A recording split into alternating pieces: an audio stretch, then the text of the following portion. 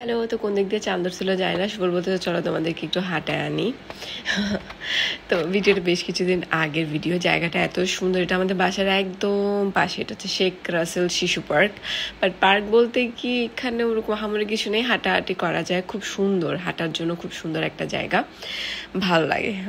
এটা হচ্ছে শাহজাহান মাঠের পরে রেলগেটের এদিকে। হ্যাঁ, যারা যারা অনেকে আমাকে কোয়েশ্চেন করছিল, আপু এটা কোথায়, যারা আশেপাশে থাকেন যেতে পারেন, বিকেলে প্রচণ্ড রকমের সুন্দর জায়গা, হাঁটাহাঁটি করার জন্য, বাচ্চাদেরকে রিফ্রেশমেন্ট দেওয়ার জন্য একদম পারফেক্ট একটা প্লেস।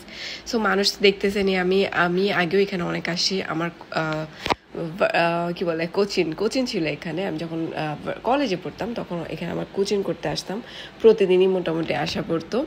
বাট তখন এত জমজমাট ছিল না, এই পার্কটা ছিল না, তখন শুধু একটা বাংলোই ছিল যেটাকে আমরা সবাই কুত্তা বাংলো বলে চিনতাম।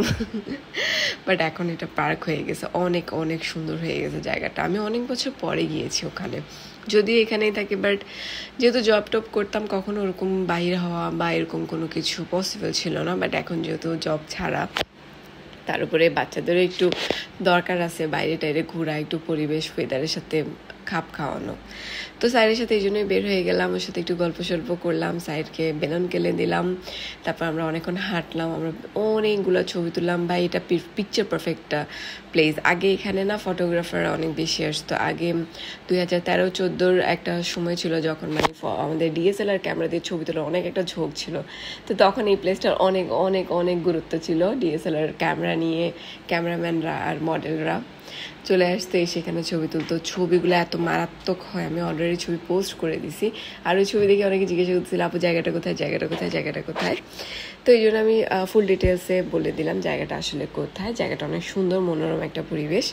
আমরা যখন ছিলাম তখন তো, আমরা যখন এখানে রেগুলার আসতাম তখন আসলে এখানে এত বেশি মানুষ ছিল না। আমরা এখানে বসে বসে পড়তাম, কোচিংয়ে আধা ঘন্টা আগে আসলে সবাইকে নিয়ে একটু পড়তে টড়তে বসতাম, পড়ালেখা করতাম বেসিক্যালি আমরা এখানে বই নিয়ে, কারণ যেহেতু ঠান্ডা ঠান্ডা একটা পরিবেশ ছিল। তো এখানে আমরা ফুচকা খেতে বসে অনেক গল্প করে ফেললাম স্কুল কলেজ লাইফের। আমরা কিছুক্ষণ ফুচকা খাইতে বসলাম, তারপরে সুবল গেল তার বাইক দেখতে। তার বাইক নিয়ে তার এত টেনশন, বউ বাচ্চা রেখে সে গেছে বাইক দেখতে, বাইক ঠিক আছে কিনা। সেখানে শাহিদকে একটুখানি টেস্ট করালাম, যেহেতু করতে হয়, তো জাস্ট দেখলে, ওকে আমি বারবার মানা করলেও সেটা করতো। তাই আমাকে একটু হাতে দিলাম যে খাও, টেস্ট করো। তো যেহেতু এটা ঝাল, সো মুখে নিয়ে সে ইয়ামি ইয়ামি বলে মাকে দিয়ে দিছে। স্বাভাবিক সে এটা খেতে পারবে না, সো ইয়ামি ইয়ামি করে সে দিয়ে দিছে মাকে। তো মা ফুচকা খেয়ে নিল। আমরা ওখান থেকে ফুচকা টুচকা খেয়ে, ফুচকা আমাদের, ওর বাবা আস্তে আস্তে আমাদের ফুচকা খাওয়া শেষ। তো বাবাকে আমরা কিছুই দিতে পারিনি। তারপর আমরা ওখান থেকে রওনা দিছি। তারপরে সুবলকে বললাম, সুবল একটু চলো উপরের দিকে যাই, মানে প্লেসটা অনেক বড় অনেক বড়। বললাম চলো একটু উপরের দিকে উঠি, ও তো ক্যাটক্যাট করে, না উঠা যাবে না। চলো না একটু ওই জায়গাতে একটু উঠি, একটু ছবি তুলি, কি সুন্দর মনুষ্যের সাজেক, রাঙামাটি এরকম একটা জায়গা। পরে পামটাম দিয়ে তাকে উঠাইলাম, আমরাও উঠলাম, উঠে তারপর উপরে বেশ কিছু ছবি তুলছি, অনেক সুন্দর জায়গাটা। তারপরে একটু পাম দেওয়ার জন্য বললাম, আচ্ছা ঠিক আছে তোমরা বাপ বেটা দ্বারা আমি ছবি তুলি দিই, অনেক সুন্দর। তারা খুশি খুশি দাঁড়িয়ে গেছে, তাদেরকে ছবি তুলে দিলাম। এই হচ্ছে সে ভাইরাল কুত্তা বাংলা, যেখানে আপনার এখানকার লোকাল যারা আছে তারা খুব ভালো মতোই চিনে। এখানে আগে ঢুকতে দিত, এখন এখানে ঢুকতে দেয় না, এখন এটা লক করা।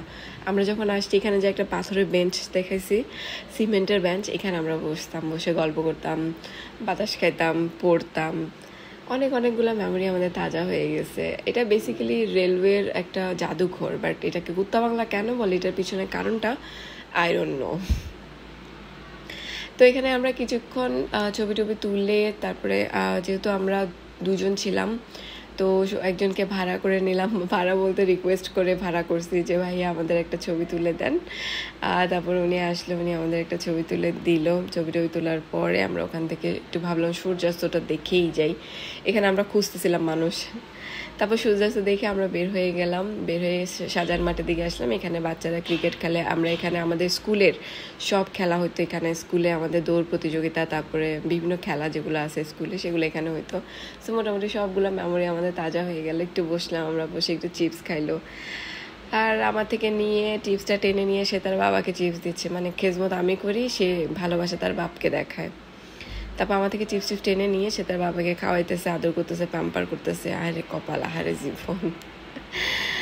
যাক আলহামদুলিল্লাহ। সো বাপ বেটাকে পানি টানি বললাম পানি টানি খাও, যেহেতু প্রচুর গরম ছিল। পানি টানি খাইলো তারা। পানি টানি খেয়ে আমরা এখন একটু বসছি, বসে একটু দেখলাম বাচ্চাদের খেলা, দেখলাম বাচ্চা বলতেছি বাচ্চাই বাচ্চাই। সো দেখেন বাব্বাটার মোহাম্মত দেখেন এখানে। সো বাব্বাটার মোহাম্মত টহব্বত দেখে আমি তো জ্বলে পুড়ে ছারকার হয়ে গেছে, আর পারতেছিলাম। আমি বলি চলো বাসায় চলো। তো বাসায় আসার পথে আমি হালকা পাতলা কিছু নাস্তা নিলাম বাসায় সবার জন্যই। তো বাসায় চলে এসেছি। থ্যাংক ইউ সো মাচ আমার এই আজেরা ব্লগ দেখার জন্য।